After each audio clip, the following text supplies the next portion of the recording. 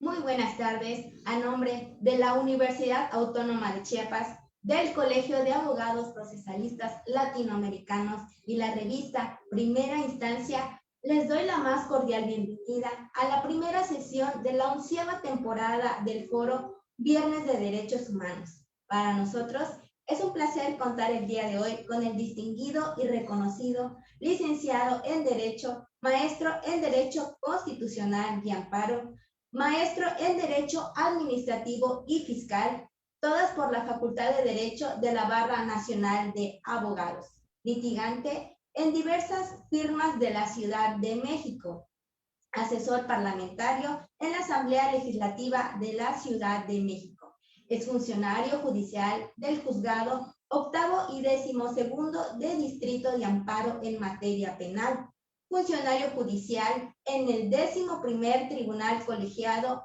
en materia administrativa del primer circuito, secretario también del Juzgado 14º de Distrito en materia administrativa en la Ciudad de México, secretario del Juzgado 3º de Distrito en materia de amparo y de juicios federales en el estado de Baja California, con residencia en Tijuana, y secretario del Juzgado 12º de Distrito en el estado de Baja California. Sin más, recibamos con una calurosa bienvenida al maestro Francisco Picasso con el tema El juicio de amparo, como medio de control constitucional y de protección de los derechos humanos. Bienvenido nuevamente, estimado maestro. Puede iniciar con su disertación. Muchas gracias. Nada más saber si se escucha bien. Perfectamente, maestro. Muchas gracias. Un saludo a toda la audiencia. Gracias por la invitación y pues bueno, comenzamos. El tema que a mí me tocó desarrollar o el tema que vamos a abordar el día de hoy es los medios de control, bueno, el medio de control constitucional como medio de defensa de los derechos humanos, pues que es el juicio de amparo, uno de los medios de control. Entonces, para poder abordar el tema, inicialmente tenemos que saber en dónde estamos parados, quiénes somos, cuál es nuestro régimen de gobiernos. Como sabemos, vivimos en una república que está dividida en 3 poderes, el poder ejecutivo, legislativo y judicial.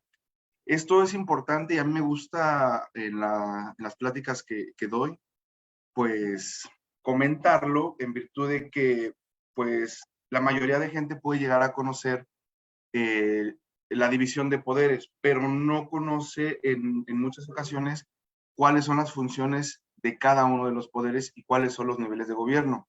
En nuestro país estamos divididos por tres poderes, que es el ejecutivo, legislativo y judicial, y asimismo la Constitución reconoce 3 niveles de gobierno, que es el municipal, estatal y federal. Como parte del poder ejecutivo, tenemos al presidente de la República. Es un poder unipersonal. El presidente de la República se postula en una sola persona, que es el presidente de la República, y a través de su administración pública es que llevan a cabo todos los actos de autoridad que nos rigen actualmente en materia federal. En materia local es el gobernador del estado, que en el ámbito de competencia espacial o de validez, pues es el estado, el propio estado, la demarcación. Como saben, pues vivimos en una república y pues un pacto federado donde los estados se unen en una sola federación y pues bueno, es el parte del gobierno. El siguiente es el municipal, el nivel de gobierno municipal, y es el presidente municipal quien es titular del poder ejecutivo. Asimismo, el poder legislativo se deposita en los diputados y senadores de materia federal, que serían 500 diputados, 128 senadores, que son los que se encargan de elaborar, reformar, derogar, adicionar párrafos, leyes, artículos y demás, que tengan que ver con normas de carácter obligatorio, que nos rigen pues también actualmente. A nivel estatal es el Congreso de cada estado. En cada estado existe un Congreso que se dedica a legislar sobre su estado.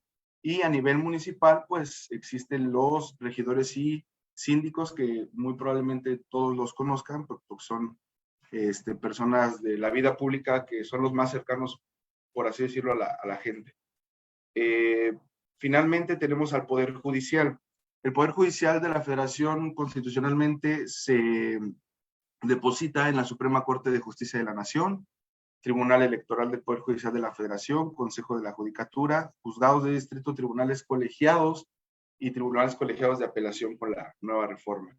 A nivel estatal, pues son todos los juzgados y salas o tribunales de segunda instancia del Tribunal Superior de Justicia de cada estado. Y en materia municipal no existe como tal un poder judicial, pueden llegar a existir algunas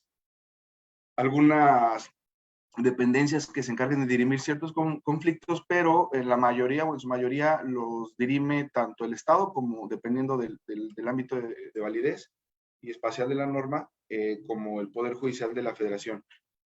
¿Por qué me refiero a todo esto? Pues porque para poder entender el impacto del juicio de amparo, tenemos que saber cuál es el impacto de a quién se revisa o a quién revisa el juicio de amparo. Nosotros vivimos en una república, en una democracia en donde existe la teoría de pesos y contrapesos. Es decir, el poder no se encuentra centralizado ni en el presidente, ni en el Congreso, ni en el Poder Judicial. Es un poder compartido que se lleva a cabo para que exista una verdadera democracia. Por eso es que nosotros, como Poder Judicial, o el Poder Judicial tiene un peso respecto del Poder Ejecutivo a través, por ejemplo, de los medios de control constitucional, que el artículo 105 de la ley de la Constitución indica que es la controversia constitucional, la acción de inconstitucionalidad, y el 103 y 107 de la Constitución Política de los Estados Unidos Mexicanos indica que es el juicio de amparo. Esos son los medios a través de los cuales nosotros buscamos que se cumpla con la Constitución respecto del Poder Ejecutivo y del Poder Legislativo, así como ellos también tienen contrapesos respecto al Poder Judicial. Y el mismo Poder Ejecutivo, que es el presidente, tiene contrapesos respecto del Poder Legislativo. Es decir, por ejemplo, el Poder Ejecutivo tiene el derecho de veto respecto de las normas que el Poder Legislativo puede llegar a aprobar o a discutir. Posteriormente, el Poder Ejecutivo tiene ciertos pesos y contrapesos en el Poder Judicial, y como se está viendo actualmente, pues el Poder Legislativo también tiene pesos y contrapesos respecto al Poder Judicial en la modificación del presupuesto, en el nombramiento de ministros, consejeros y bueno, ciertas ahí pesos o funciones que hacen que el poder no se centralice única y exclusivamente en el presidente o en alguno de los otros dos poderes.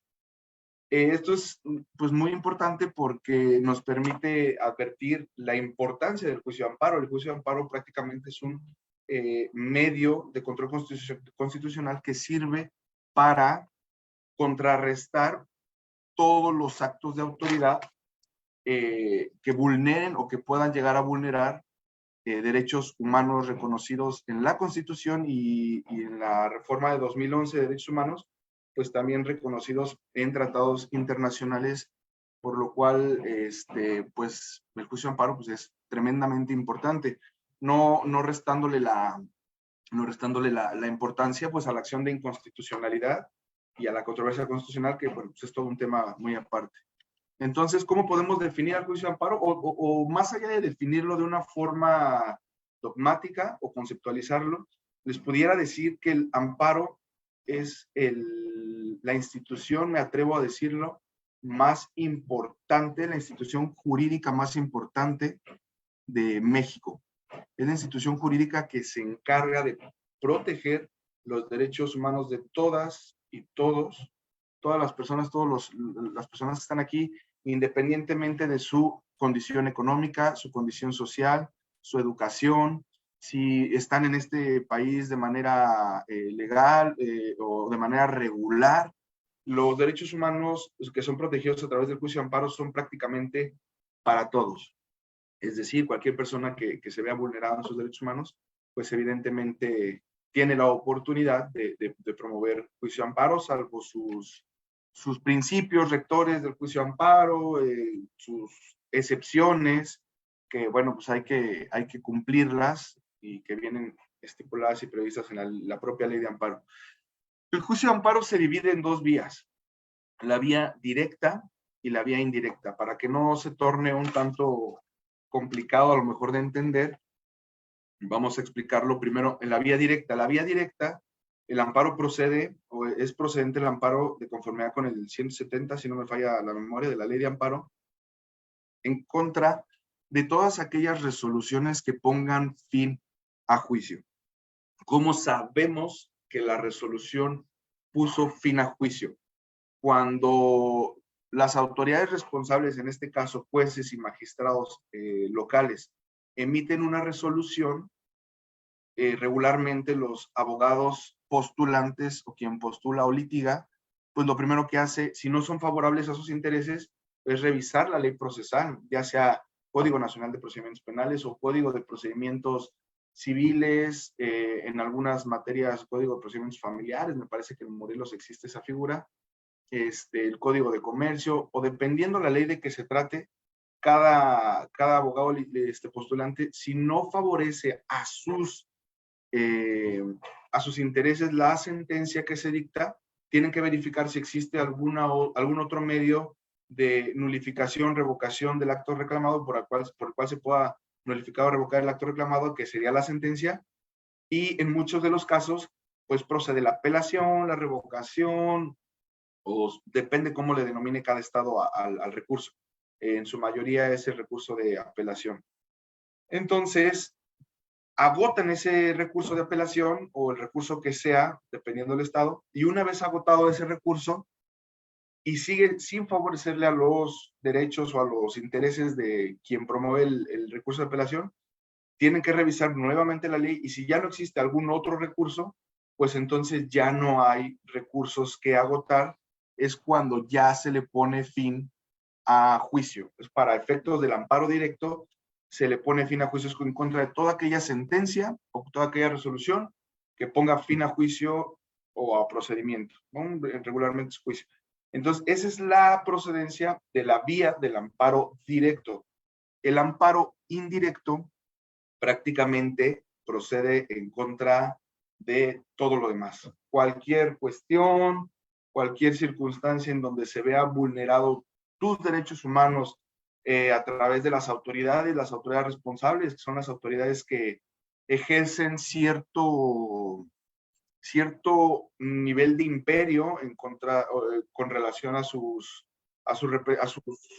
ciudadanos. Esa es la por el cual debe de proceder el amparo indirecto. Cualquier cuestión, ya sea actos legislativos, una ley que me vulnera los derechos humanos, alguna ley fiscal, esos son actos legislativos, ya pueden ser federales o locales.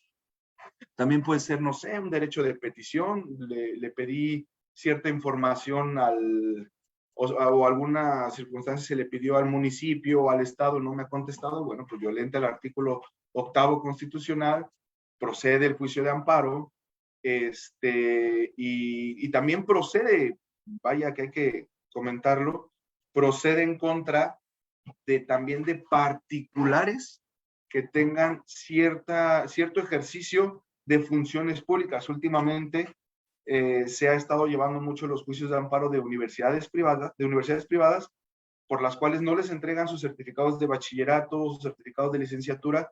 Entonces, los alumnos pues acuden al juicio de amparo. En teoría, no debería de proceder el juicio de amparo en contra de actos de particulares. Sin embargo, con reformas pues novedosas, se dijo que sí había ciertas excepciones, como la que le estoy diciendo. Una escuela privada, pues es una de esas excepciones. Entonces, son de las cuestiones novedosas que tiene el juicio de amparo en relación a la procedencia de los actos de particulares que ejercen funciones del Estado.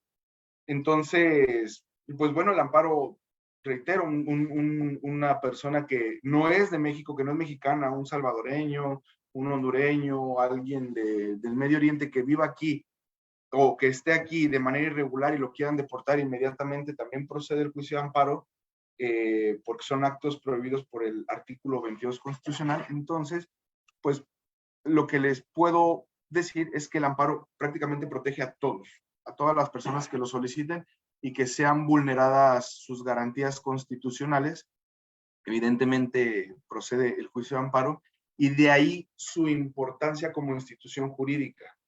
Es un medio de control que lucha en contra de todas las violaciones de derechos humanos en cualquier materia, reiterando. Para ello, el juicio de amparo, que se resuelve en el fondo, tiene aparejada una medida cautelar. La medida cautelar se le denomina suspensión, por eso a veces la gente en general comenta de, ¿sabes qué? Una orden de aprehensión, no, pues mete un amparo. Me clausuraron, mete un amparo. Una ley que no me ayuda o que me restringe derechos, mete un amparo. En realidad, el juicio de amparo sí va a resolver el fondo del asunto, pero el juicio de amparo regularmente, dependiendo las cargas de trabajo y de cómo se desarrolle el juicio, las pruebas que se ofrezcan, puede durar de 3 a 6 meses su trámite. Mientras tanto, el acto reclamado se puede seguir ejecutando, el acto reclamado se puede ejecutar y se puede quedar sin materia el juicio principal. Por eso es tan importante la medida cautelar, de la cual voy a dar una pequeña plática nada más para que lo tengan claro, que es la suspensión del acto reclamado. La suspensión como medida cautelar está prevista en el 125 y en el 126 de la Ley de Amparo, y existen dos tipos de suspensión. La suspensión a petición de parte y la suspensión de oficio y de plano. Primero quiero referirme a la suspensión a petición de parte. Digo, la suspensión de oficio y de plano. La suspensión de oficio y de plano solamente procede en ciertos y determinados actos que puedan ser o que puedan llegar a vulnerar derechos humanos de muy alto rango. Si muchos están en el ámbito jurídico, sabrán el contenido del artículo 22 constitucional, que indica que en México se encuentran prohibidos los palos, los azotes, el tormento, la deportación, lo que son los actos prohibidos por el 22, desaparición forzada de personas y demás actos que pueden llegar a vulnerar de manera importante a las personas. Ese tipo de actos se les tiene en un ámbito más elevado o de mayor importancia o jerarquía que cualquier otro tipo de acto, porque hablan sobre la vida, sobre la libertad y diversas cuestiones. En esos casos, los juzgadores federales, que son los encargados de primera mano revisar ese tipo de asuntos, tienen que, a través de la demanda de amparo, tienen que recibir la demanda de amparo y analizarla en su integridad. Es decir, tienen que analizar todas las manifestaciones que se están realizando por parte de los quejosos o los promoventes, y de ser el caso, pues proveer lo que en derecho corresponda. Si la persona no solicita la suspensión, pero nosotros advertimos, por ejemplo, voy a poner el ejemplo de la deportación, que es un acto prohibido por el artículo 22, deportación, destierro, expulsión, proscripción. Son todos aquellos actos que, bueno, tienen por objeto sacar a alguien del país. Si la persona solicita un amparo con base en ese acto y no solicita suspensión del acto reclamado, el juzgador está obligado a analizarlo y a decretar la suspensión. Por eso es que se le llama que es la suspensión de oficio, o sea, lo pida o no lo pidan las partes, uno lo tiene que analizar. Y de plano, porque se determina de plano, no existe una suspensión provisional, una definitiva, como lo es en el caso de la suspensión a petición de parte. No hay una audiencia, se decreta de plano en el auto admisorio o en el de prevención o el de incompetencia, según sea el caso, y se puede llegar a conceder la suspensión para efecto de que no sea, pues, deportado, trasladado a una diversa estación migratoria, o bueno, dependiendo ahí de las condiciones y el asunto que se vea en particular. Entonces, esa medida cautelar es, pues, prácticamente lo que impide que se ejecuten los actos que puedan llegar a ser, pues, violatorios de la Constitución, y me atrevo a decir, puedan llegar a ser, porque, pues, a lo mejor la persona no regularizó su situación migratoria, hablando del asunto que le estoy comentando, y pues sí era procedente ilegal su deportación o alguna circunstancia a través ya de un procedimiento administrativo y demás, en donde se seguían las formalidades esenciales del procedimiento, pues ahí habría que analizar el asunto en concreto. Es la suspensión de oficio y de plano. Y la otra suspensión, que es la suspensión a petición de parte, es aquella suspensión que la tiene que solicitar expresamente el quejoso en su demanda para que no se ejecuten los actos de autoridad o no se pretendan ejecutar o no se sigan ejecutando los actos que puedan llegar a causar un daño de imposible o de difícil reparación. Les voy a poner un par de ejemplos. Una persona que tiene un negocio, digo, ya saben que en México no se ve que haya mucha corrupción por cuanto hacia las autoridades estatales y municipales que van y hacen verificaciones, los de reglamento, los de vía pública y demás, van y hacen verificaciones y a pesar de que uno tenga o de que las personas tengan bien sus documentos, pues quieren seguir fregando y clausuran, suspenden actividades, hay pues actos de molestia, pero pues, las personas tienen bien sus documentos, tienen bien sus permisos, sus licencias, sus extintores, cuestiones de protección civil y demás. En esos casos, cuando la autoridad va y clausura, puede la persona misma interponer juicio de amparo, pues dices, bueno, 6 meses en lo que se resuelve el amparo, pues 6 meses no va a estar trabajando, va a estar cerrado mi negocio. Bueno, precisamente también para eso sirve la suspensión, y la suspensión, atendiendo al caso concreto, se tendría que conceder para el efecto de que cese la clausura o se le quiten los sellos de clausura de los cuales está siendo objeto la persona o el quejoso y siga su funcionamiento. Esto obviamente en atención o primeramente verificando que los requisitos estén cumplidos, es decir, que él tenga un derecho adquirido y nosotros no estuviéramos constituyendo derechos que a uno le corresponden. Lo que sería, pues, a lo mejor un negocio que no tenga una licencia de funcionamiento, pues el Poder Judicial no puede constituirle un derecho que no tiene pues, la parte que cosa. En esos casos, pues bueno, se tendría que negar. Ese es el otro ejemplo, pues es un ejemplo muy conocido en México, que es la orden de aprehensión.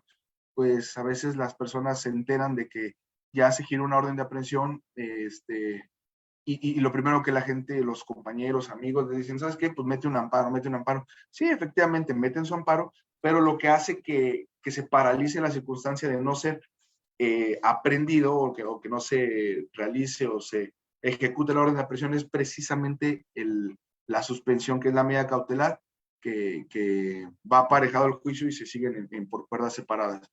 El efecto de la suspensión, pues, es para que no se ejecute la orden de detención o de captura, a fin de que no se violenten derechos. Evidentemente, este tipo de asuntos tienen demasiados matices que hay que atender a través de matices que la propia ley de amparo nos da y lineamientos que también la jurisprudencia nos indica. Entonces, el juicio de amparo es un juicio o es una institución jurídica, ya para cerrar, digo, tengo muy poquito tiempo, ya se me está terminando. Entonces, el juicio de amparo, pues prácticamente lo podría denominar de manera coloquial, pues la esperanza de todo ciudadano de que se respeten sus derechos cuando son violentados. Es el medio control constitucional a través del cual se busca proteger a las personas de que sus derechos no sean violentados. Con esto concluyo, no sin antes agradecer la invitación por la cual me permitieron externarle esta plática, pues una plática. Si nos pusiéramos a hablar del juicio de amparo, bueno, pues no acabaríamos ni ahorita, ni en un año, ni en 2, ni en 3. Es un tema que da mucho de qué hablar. Y además de que seguimos aprendiendo, siguen habiendo criterios nuevos, jurisprudencias que interpretan la ley en cierto sentido, donde nos hacen actuar de distinta forma. Ustedes saben que el derecho social es un derecho dinámico. Entonces, conforme va avanzando pues la sociedad, vamos avanzando nosotros.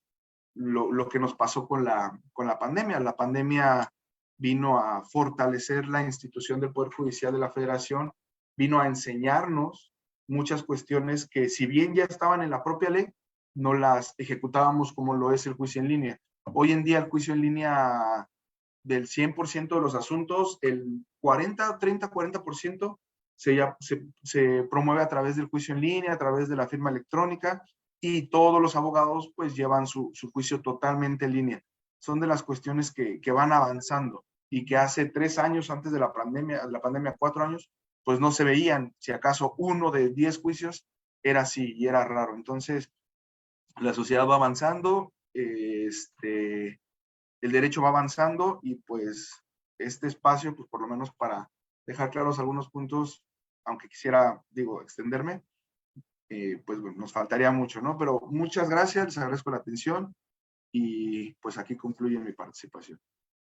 Muchas gracias, estimado maestro Francisco Picazo. Muy interesante su exposición, un abordaje muy completo.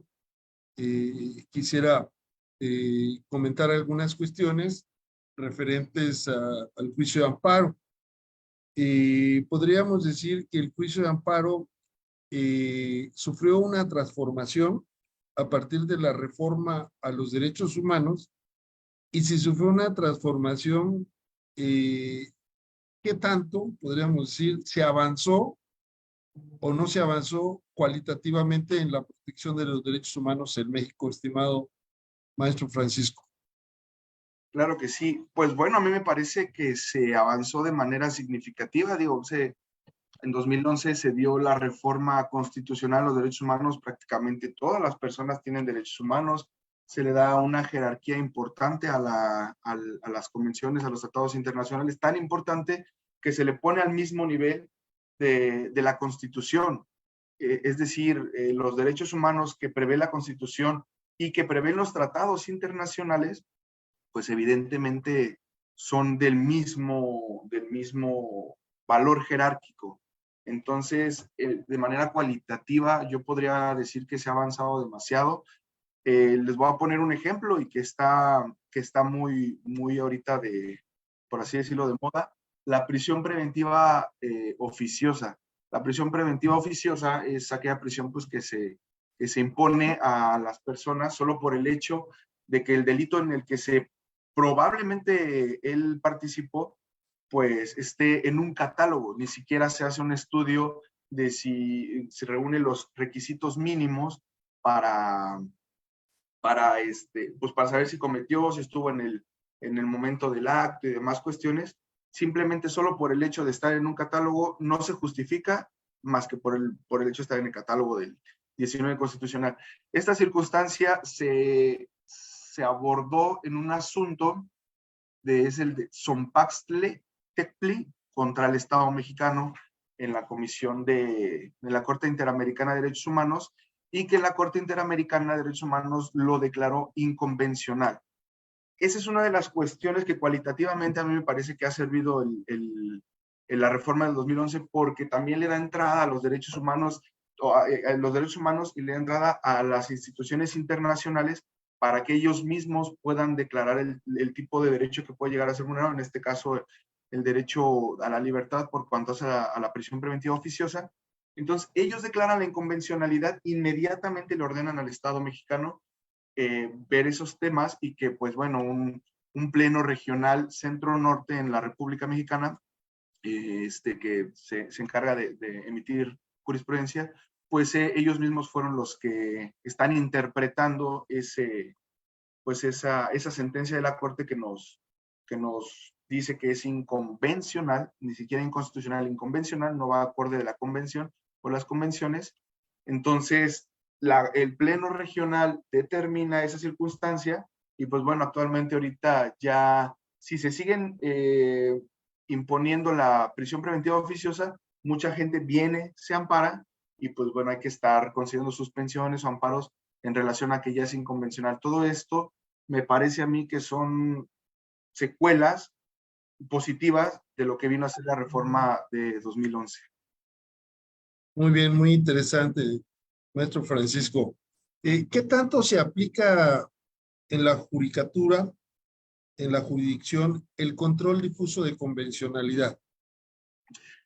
Claro que sí. Bueno, pues circunstancia obligatoria para los jueces, para los magistrados, aplicar el control difuso de convencionalidad, porque pues precisamente esa es la tarea, proteger los derechos humanos, ya sea que estén en la Constitución o que estén en tratados internacionales. Antes del 2011 llegué a ver demandas que solamente, pues no sabes qué violenta el artículo 1, el artículo 3, el artículo 4 y demás cuestiones. Posteriormente, como fue avanzando a partir del 2011, ya ahorita un concepto de violación es violenta el artículo 8.1 de la Convención de Derechos Políticos y Sociales, o la Convención de tal, o la Convención de esto, el Tratado Internacional de tal. Es decir, ya los propios quejosos, los propios abogados están haciendo valer el control de convencionalidad para que nosotros lo ejerzamos. Y pues si llegan a ser fundados los conceptos de violación, nuestro estudio va enfocado al control difuso de convencionalidad y a inaplicar leyes. Siendo sinceros, se hace, o lo he visto, no es tan común todavía, no es tan común que se haga, pero sí lo he visto que lo han hecho, lo hemos hecho. Entonces me parece que además de que es obligatorio, de que todos los jueces deben de aplicar el control, jueces y magistrados deben de aplicar el control de convencionalidad, lo hacemos. Eso no cabe la menor duda. Muy interesante, maestro. Giovanni Ballinas, un saludo cordial a Giovanni Ballinas. Tiene una pregunta. Mientras México adecúa su normatividad en relación a la prisión preventiva, ¿toca ejercer el control difuso de convencionalidad? Pregunta. Así es. A los jueces mexicanos nos toca ejercer el control difuso de convencionalidad, mientras tanto, en tanto no se resuelva a través del tema legislativo eso, toca al Estado mexicano a través del Poder Judicial de la Federación, pues resolver ese tipo de cuestiones. Lo hemos hecho, lo hemos estado haciendo, tan se ha estado haciendo que ahorita que les expliqué lo de la prisión, lo de la suspensión, en la suspensión se está obligando a los jueces locales a realizar un pronunciamiento distinto a lo que era la prisión preventiva oficiosa. Es decir, ¿sabes qué? Prisión preventiva oficiosa, estás en el catálogo, no sé, podría ser secuestro, uno que se me viene a la mente, secuestro. Solo por ser secuestro se te impone la prisión preventiva oficiosa. Eso ya es ilegal o es inconvencional, pero sigue estando la norma.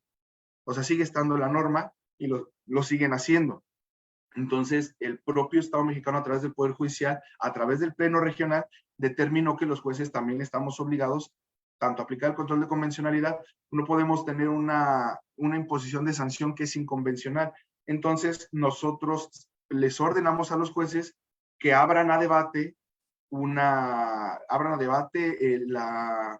sustitución de la medida cautelar, se pronuncien sobre cualquiera que sea, fundada y motivadamente, prescindiendo de la prisión preventiva oficiosa.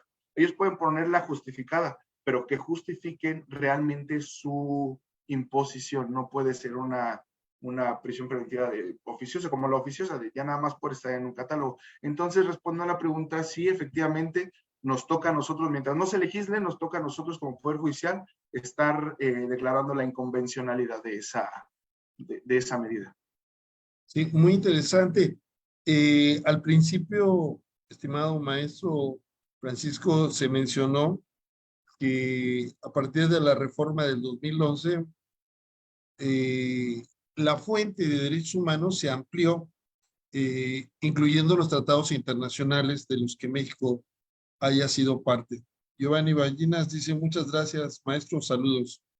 Y ¿qué nos puedes decir, mi querido maestro, respecto al criterio de las restricciones constitucionales? ¿Cuál es tu punto de vista? El criterio dice que si hay un derecho humano previsto en la Constitución, pero ese derecho humano también está previsto en la Convención, pues no se tiene ni que ponderar, se tiene que ir a las restricciones constitucionales. Esto no es algo regresivo en la protección de derechos humanos, desde tu punto de vista, estimado maestro. Claro que sí, efectivamente, me parece que le creo que acaba de usted mismo dar la respuesta de mi punto de vista. El asunto es que no es regresivo, o sea, estamos hablando que los derechos humanos son progresivos, es decir, la protección que se le da a través de la prisión preventiva oficiosa a las personas, pues es estar valorando el principio general de presunción de inocencia. Entonces, esto es progresivo a los derechos humanos y el artículo 1 dice que los derechos humanos tienen que ser progresivos, bueno, indivisibles, bueno, todas las características de los derechos humanos deben ser progresivos. Entonces, a mí me genera, la verdad es que a mí me generó un cierto shock, un impacto, el hecho de que en el artículo 19 venga una cuestión constitucional y de pronto la inconvención, o la Corte Interamericana lo declara inconvencional y efectivamente existe algunos criterios de que debe imperar lo que la Constitución dice en cuanto a derechos humanos. Sin embargo, me parece que el punto toral, bajo mi punto de vista, es que en este caso se impone una medida en específico que es la prisión preventiva oficiosa, pero se atiende más a los derechos humanos, es decir, se atiende más, por ejemplo, al artículo 1, a la progresividad del artículo 1, a la progresividad que le da al principio de presunción de inocencia, y eso es lo que a mí me parece que tendría más peso y por eso no habría una restricción tan clara en este asunto en específico. Muy bien, muy bien. El artículo 25 de la Convención señala que todos los estados, parte, entre ellos, obvio, México, debe contar con un recurso sencillo y eficaz, entendiendo por recurso para nosotros juicio. Y como bien se mencionó, es el juicio de amparo. Vamos a hablar del primer requisito. Desde tu perspectiva, ¿el juicio de amparo es sencillo en México? Uf, bueno, sí es sencillo en ciertas materias. Voy a hablar lo que es, sinceramente, regular. Para mí el amparo es una de las materias más técnicas que existe dentro del derecho mexicano. La calificación de conceptos de violación, si son infundados, inatendibles, inoperantes, etcétera. Las causales de improcedencia, las causales de sobreseimiento, son cuestiones que te impiden llegar a una protección constitucional. Como tal, el juicio de amparo sí tiene muchas cuestiones procesales previas a un amparo. O sea, del 100% de los amparos le podría decir que a lo mejor el 30, el 20% son ampara, sentido de ampara. Todo lo demás son no amparas o sobreseimientos por causales de improcedencia o por causales de sobreseimiento. Entonces, eso lo hace un tanto complicado de acceder para todas las personas. Sin embargo, me parece que eso está bien claro en el artículo 79 de la Ley de Amparo. El artículo 79 de la Ley de Amparo prevé la figura de la suplencia de la deficiencia de la queja. Es decir, todas las personas que quieran promover un amparo, ya sean, por ejemplo, grupos vulnerables, tema agrario, tema de menores, penal, laboral, familia, etcétera, son grupos que pertenecen de cierta forma o tienen de cierta forma cuestiones vulnerables. Para ellos, el acceso a la justicia me parece que sí es un tanto más sencillo que, por ejemplo, para el derecho administrativo, una empresa que se ampara en contra de una ley fiscal. Pues en empresa o en derecho fiscal, pues es estricto derecho. O sea, opera el principio de estricto derecho. Si la empresa no hace valer los conceptos de violación necesarios y exactos, pues se le va a negar el amparo, evidentemente. Cosa distinta que pasa en temas de familia, agrario, penal, laboral, porque en esos temas procede la suplencia de la queja. Es decir, si no se hace valer los conceptos de violación necesarios o específicos que puedan llegar a conceder un amparo, el juzgador los tiene que analizar de manera oficiosa. Es decir, si el juzgador ve que el acto reclamado está mal en alguna circunstancia y el quejoso no lo hizo valer, el propio juzgador tiene que determinar esa circunstancia específicamente. Los conceptos de violación son fundados, suplidos en su deficiencia. Entonces, me parece que sí es un recurso sencillo, sí es un recurso sencillo, sin embargo tiene algunas excepciones, como lo es, por ejemplo, el estricto derecho. O sea, me parece que será una excepción. Muy interesante. Por ejemplo, para salir del tema de sencillez, ¿no? Se habla del control difuso de convencionalidad. Inclusive, a partir del caso Radilla Pacheco, hasta del control difuso de constitucionalidad, ¿no? Es un control difuso y es de oficio, ¿no? Y los derechos humanos son para todos, son universales. Y entonces, esa distinción de la suplencia de la queja no exige, y no es que me esté poniendo del lado de los administrados o del lado de los contribuyentes, que es el área más ríspida, ¿no? Por ejemplo, si los conceptos de violación son inoperantes, pero el juez se percata de que hay una violación a la convención, ahí ese control difuso con el principio de estricto derecho, como que hay un choque, no sé. ¿Cuál sería tu opinión en cuanto a la sencillez, estimado maestro? Muchas gracias. Es una pregunta muy, muy buena y la verdad es que si nosotros llegáramos a ver, es que también allá tenemos ciertos criterios que nos apoyan. Si llegáramos nosotros a tener ya una norma que está a lo mejor declarada inconvencional, inconstitucional a través, por ejemplo, en este caso de la prisión preventiva o a través de jurisprudencia, sea de la Corte Interamericana o Corte Nacional, pues nosotros, sean empresarios o bueno, sea derecho administrativo, estricto derecho, ya tenemos criterios que nos obligan a nosotros pues a determinar la suplencia de la queja. Es decir, si hay una jurisprudencia de la Corte que dice, si el acto reclamado o la ley o lo que sea resulta inconstitucional, declarado por la Corte a través de jurisprudencia, pues ya inmediatamente opera la suplencia de la queja para todos. No, ya no, ahí no importa si es familia, si es no sé, un tema agrario, ahí ya la Corte esa circunstancia ya la vio, ya la definió. Entonces, sí estamos obligados a analizar esas circunstancias en el marco de la jurisprudencia y en el marco de la inconstitucionalidad inconvencional, aplicando la suplencia de la queja, aunque no tenga que aplicarse. De hecho, yo cuando empecé a estudiar esto del control difuso de convencionalidad, prácticamente dije suplencia de la queja internacional o convencional, porque como obligan a los operadores cívicos a hacerla de oficio, pues hay una suplencia ante la deficiencia en los planteamientos que es una carga para la jurisdicción. Y el otro elemento, estimado maestro Francisco Picasso, del artículo 25, ya tocamos el tema de la sencillez y vamos al tema de efectivo. Y dice la Corte Interamericana en su jurisprudencia, dice, para que sea efectivo, este medio de defensa de derechos humanos debe ordenar la reparación integral en caso de violación de derechos humanos. El juicio de amparo, las sentencias que protegen y amparan, ordenan la reparación integral y si no lo ordenan, sería inconvencional y si no lo ordenan, el juez de oficio debe de hacerlo. Perdón por las preguntas, pero se No, va no, no. aprovechando. Aprovechando que ahí está bien. No, la verdad es una pregunta tremendamente buena. Bueno, inicialmente le podría decir que sí existe en el juicio de amparo la reparación integral.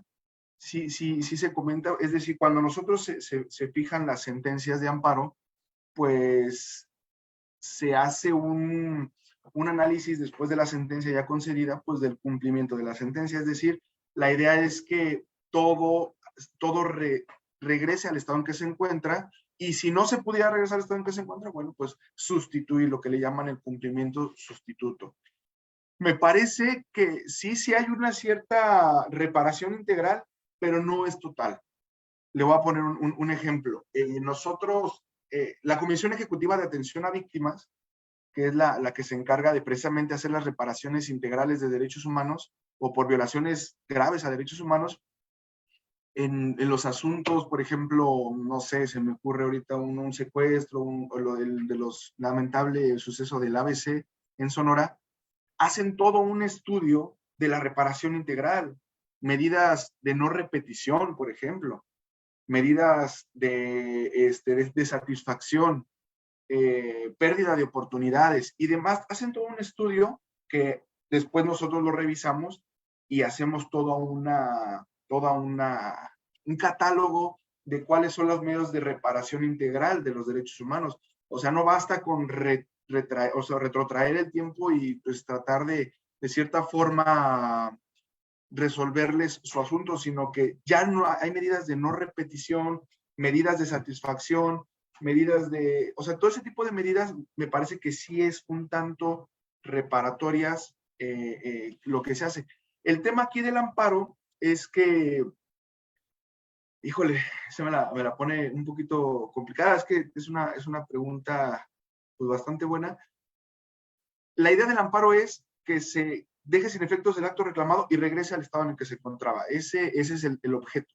Entonces, el objeto de la Comisión Ejecutiva de Atención a Víctimas a través de una reparación integral es cuando ya pasó y ya no puede retrotraerse en el tiempo, o sea, ya no puede retrotraer esos efectos. Entonces, ahí sí hay medidas de no repetición, de satisfacción, pérdida de oportunidades y todo un análisis fuerte con un test muy específico, pero acá no, porque en el juicio de amparo, de cierta forma, se retrotrae todo y queda como en el estado que actualmente, bueno, que guardaba antes de la violación.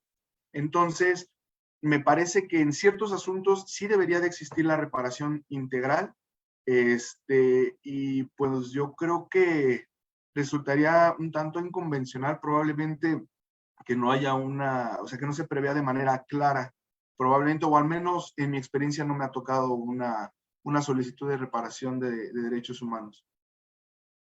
Muy interesante, porque además el artículo 17 constitucional, dentro de, vamos a llamar, de las garantías judiciales mexicanas, habla de la justicia completa. Entonces, los efectos del juicio de amparo se oye muy bien desde hace mucho tiempo, que es retrotraer los efectos como si nada hubiera pasado, pero realmente a veces pasan muchas cosas, ¿no? Y que es muy difícil. Mi opinión personal es que en lugar de que creáramos esa área administrativa o esa área ejecutiva de víctimas que hiciera todo ese estudio, es que los juzgados tuvieran un área específica donde se ponderara la reparación integral, sobre todo por la justicia pronta y expedita.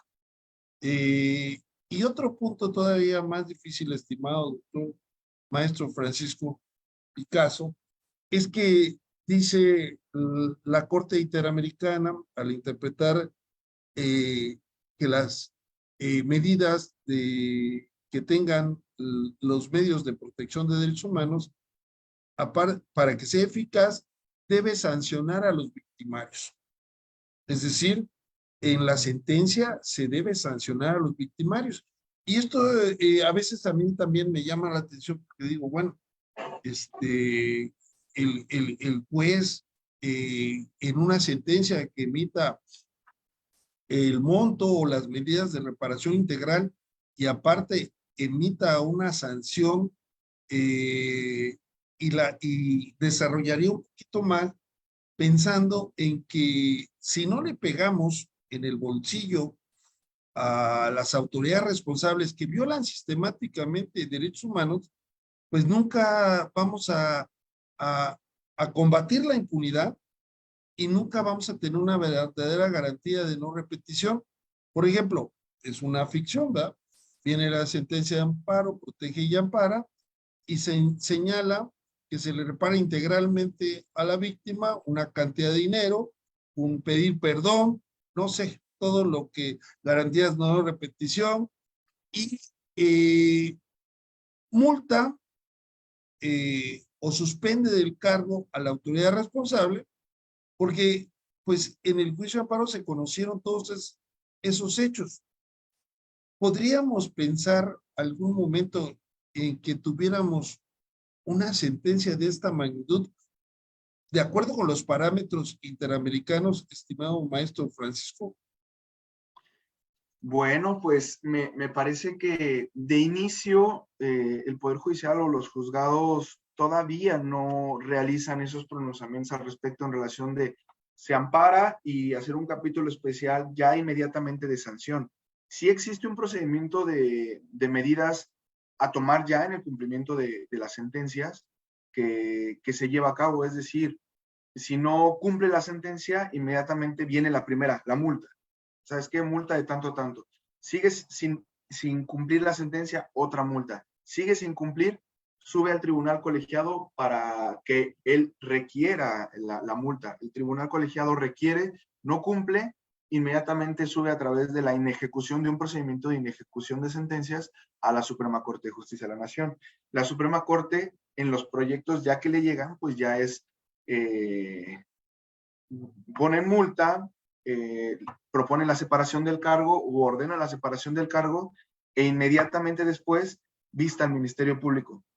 Eso pasó con la manera rapidísimo de ejemplo, con un alcalde de Ciudad de México, en Venustiano Carranza, en la alcaldía de Venustiano Carranza, que no quiso cumplir con reinstalar a un trabajador, no quiso. Al final llegó a la corte lo destituyó, siendo alcalde él, lo destituyó y dio vista al Ministerio Público. Es decir, sí existen las medidas probablemente de no repetición, pero todavía no inicialmente, porque pues me parece que también hay que darle oportunidad a las autoridades a que cumplan pues con la sentencia. Entonces, sí existen, pero se llevan a cabo con base en las conductas que las autoridades desplieguen en relación al cumplimiento. Muy interesante. Ha sido una charla muy nutritiva, académicamente hablando. La verdad quiero felicitarte y agradecerte el tiempo y compartir tus conocimientos. Vamos a extenderte aquí de manera simbólica un reconocimiento que tanto la Universidad Autónoma de Chiapas como el Colegio de Abogados Procesalistas y el CONACYT certifican y otorgan al maestro Francisco Picasso este reconocimiento por su destacada participación en el Foro Viernes de Derechos Humanos con la conferencia magistral El Juicio de Amparo como medio de control constitucional y de protección de los derechos humanos. Pues muchas gracias, estimado maestro, ha sido un placer y pues es la primera vez que compartimos, espero que no sea la última. La doctora Paola Ontiveros nos hizo el enlace y la verdad estamos muy agradecidos con ella y con tu excelente disertación. ¿Alguna conclusión final, mi estimado? Bueno, pues la conclusión sería que no se tenga miedo a iniciar el juicio de amparo. El juicio de amparo es una institución jurídica muy noble que ayuda mucho a la gente y pues que sigan haciendo valer los derechos, pues porque para eso estamos, para eso estudiamos, para hacer justicia. Entonces, será mi conclusión y finalmente también agradecerle, doctor, agradecerle a la doctora Paola por la invitación al espacio y bueno, cuando gusten, sin ningún problema, podemos charlar de cuestiones. Como bueno, el derecho es muy amplio, si vamos a hablar de ciertas cosas, nada más me dicen para estar, pues ahí a la altura en cuanto a los conocimientos, tratar de poder ahí aportar algo. No, has estado más que a la altura, maestro Francisco. La verdad ha sido muy, muy grato y muy interesante tu charla, toda tu aportación. Reitero mi agradecimiento y esperamos verte pronto aquí en este foro. Vamos a dejar también, vamos a subirlo a YouTube, se reproducen en otras plataformas para difundir la cultura jurídica, que es una coadyuvancia que el artículo primero obliga a promover los derechos humanos y que más con gente tan especializada como tú. Hasta pronto. Muchas gracias. Buenas tardes. Buenas tardes, hasta luego. Hasta luego. Neidalí, tenemos más actividad en próximos escenarios. Adelante, por favor, Neidalí. Claro que sí, gracias, estimado doctor. Y también agradezco al maestro Francisco por su excelente participación. Un fuerte abrazo, esperamos verlo pronto. También a todos, gracias por su atención y recuerden que la próxima semana tenemos la conexión global educativa con el tema argumentación legislativa a cargo de la doctora Carla Elizabeth Mariscal Ureta el 17 de octubre a las 11 hora México. También seguimos con la caravana universitaria en pro de los derechos humanos que se va a ir hasta Colombia, a Bogotá el 20 y 21 de octubre, luego a Monterrey, Nuevo León el 9 y 10 de noviembre y vamos a finalizar en San Cristóbal de las Casas, Chiapas, México. También los invitamos al próximo foro de Viernes de Derechos Humanos que tendrá lugar el 27 de octubre a la 1 de la tarde, cuyo tema será Caso María y otros contra Argentina, a cargo del destacado jurista argentino Eduardo Yuzgar. Pero antes de despedirnos, vamos a mandar los saludos a nuestro auditorio, a Giovanni Ballinas, que nos dice muchas gracias, maestro, saludos. Alfredo López Morales, que dice excelente información. A la doctora Paola Montiveros, que lo felicita, felicita al maestro. Alfredo López Morales, que dice felicidades por la información aportada. Y Giovanni Medina, nuevamente, Ballinas, perdón, que nos dice excelentes reflexiones. Buena tarde. Muchas gracias a todos por acompañarnos el día de hoy. Que tengan buen fin de semana. Nos vemos pronto, donde más, aquí en TVL. No, pues usted lo puede hacer.